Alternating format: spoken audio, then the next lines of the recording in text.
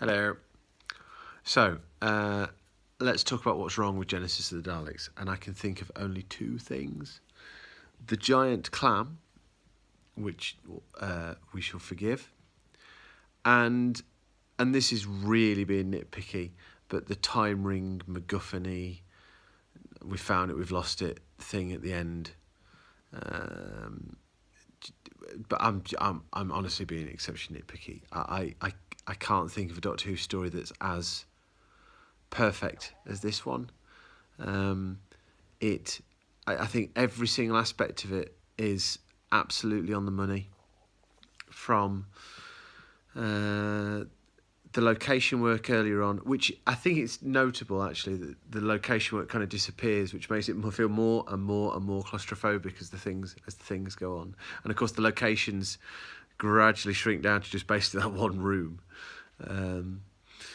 And the acting throughout is utterly phenomenal. There's not a single person who sticks out as being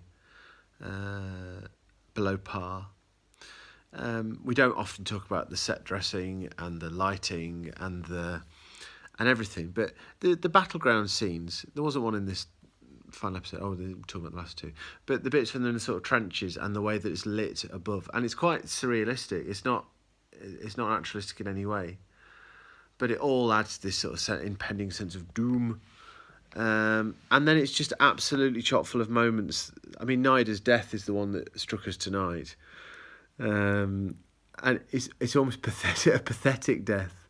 All the Dalek deaths are pathetic, aren't they? Because there's no defence against them. And when we think about what makes a Dalek story effective, and I know we shouldn't sort of look to the future, but if you think about Blink, what made Blink such a powerful story is that the Doctor wasn't in it for most of it, and that kind of became part of the story. Well, I think this is the same with Genesis of the Daleks, in so much as all the way through, this creeping menace comes, and is it dramatic irony? I can't remember. Think back to A-level English, my degree in English. But the fact that we know how severe the Dalek threat is, and it rolls on and on and on, and they hardly do. I'm obviously going around killing people, but in terms of them independently progressing the plot, that's the whole point of the end of the story, isn't it? That they break out and they're no longer under the dominion of Davros. And honestly, I mean, best 6-part episode story ever, best story so far, probably. I think the thing with Genesis of the Daleks is because it's so epoch making, it has resonance both from what came before, because it's a time travel story about the Daleks, and therefore, it throws light on the things that went before, but, it has such an impact going forwards. Davros becomes a major player from here on in. It sets a template for what Doctor Who can be at its best. It's the quintessential nation story, although he's been writing the quintessential nation story since he started writing for Doctor Who. So it's hard to look at it with fresh eyes, but the whole point of doing the Whoathon the way we've done it is to watch things in context. And watched in context, season 12 is just beyond belief. When the weakest story in season 12 so far is Robot, then you're in for a corking season. I know we've got one more story to go, but it has got better and better and better. Baker's cemented himself in the role sublimely. We've hardly talked about Harry.